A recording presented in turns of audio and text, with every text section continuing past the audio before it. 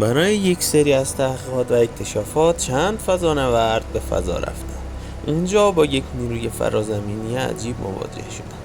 وقتی به تشعشعات این نیرو برخورد کردند، یک سری نیروی عجیبی وارد بدنشون شد. موقعی که به زمین برگشتن، به قدرت‌های فرازمینی تو بدنشون رشد کرد و به ابرقهرمان تبدیل شدن.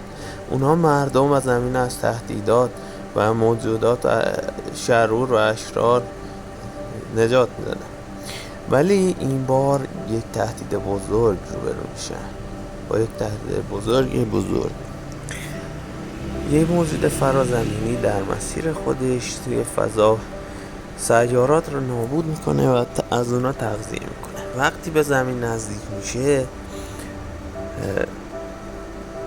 میخواد زمین رو نابود کنه و ازش تغذیه کنه. اما این فضانوردان، این قهرمانان دوباره به فضا میرن و میرن با اون مذاکره میکنن که زمین رو نابود نکنه. وقتی که میبینه زن یکی از اونا بار داره، میگه بچه‌تون رو